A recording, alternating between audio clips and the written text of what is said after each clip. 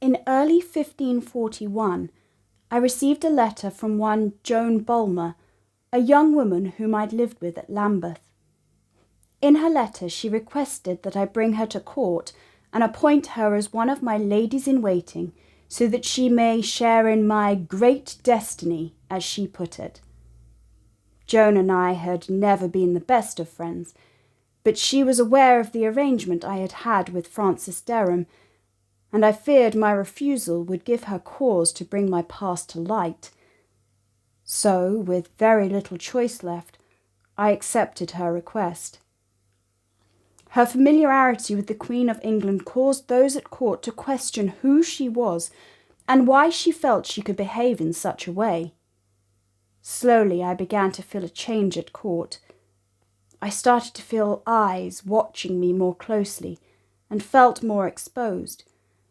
But Joan's knowledge of my past forced me to keep her within my household. Things went from bad to worse when Francis Derham unexpectedly arrived at court in August of that year. He had returned from Ireland, heard of Joan's appointment, and was hoping I could also offer him a role within my household. Francis was not as I remembered him. His looks and sweet smile were still with him, but something had changed in his character. The way he presented his suit was dangerous and full of knowing power. He knew, as Joan had done, that my success as queen depended on him keeping our past relationship hidden from my husband, and he used this to his advantage. And so, yet again, left with no other choice, he was appointed my private secretary. In very few months, my happy, carefree royal life had been reduced to one of fear. My once glittering court had turned into a gilded cage. Henry's ill health and the fear that Joan or Francis would say something to condemn me haunted me.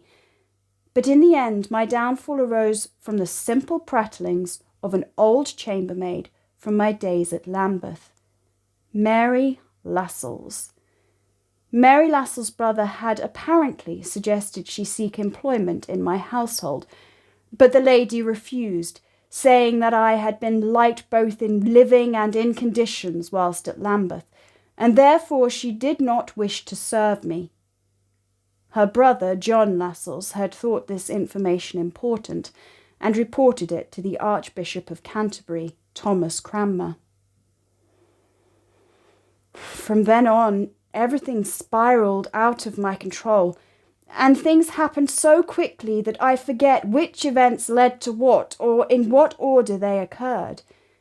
Mary Lascelles was questioned, as were some of my ladies-in-waiting and household.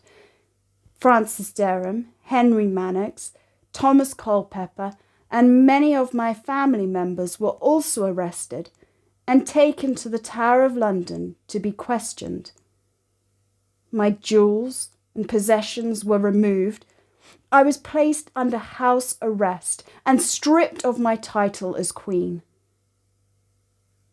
As I understand it, the 3 men were arrested and interrogated, perhaps under torture. Francis admitted to our youthful love. However, premarital relationships were not against the law.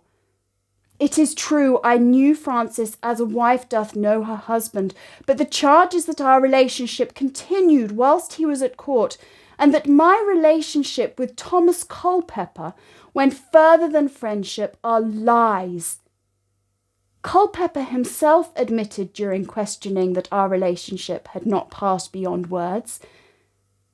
However, unbeknown to me, he had hoped it would become more. I can assure you I was unaware of his intentions, although a single letter seems enough to condemn me. This letter was written using words of courtly love when Thomas was absent from court, and simply inquires after his health and my hopes that he would return soon.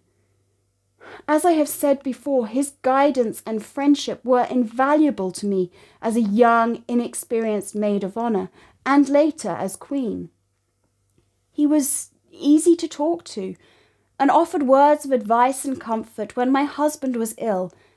And the game of courtly love is expected from all queens and their subjects. It is not, as some have suggested, a love letter, merely a letter from a young, noble woman reaching out for news and support from a sick and absent friend. Francis Derham and Thomas Culpeper were executed in December 1541.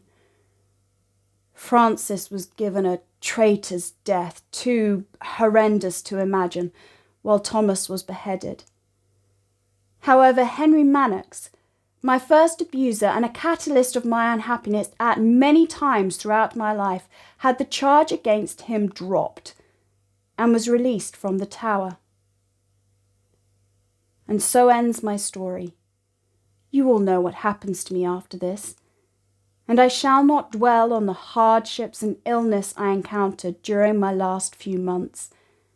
However, know that although I was weak with sadness, I died well, and I never used the words, "I die a queen, but I would rather have died the wife of Culpeper." This is a myth based on no written evidence, created by those who would blacken my name and reputation further. I ask you to pray for me, and perhaps speak on my behalf and in more kindly words the next time someone mentions Katheryn Howard, Henry VIII's fifth wife, the pretty, immature, foolish and stupid flirt who broke an old king's heart. If you still believe such things, having heard my account, then I do not know what else I can do to convince you of my innocence. However, I strongly ask you to take your own beliefs, whatever they may be, and consider them alongside other aspects of my life, my time, the evidence here provided, and the events that took place, in the hope that you will come to see me in a more rounded and sympathetic light.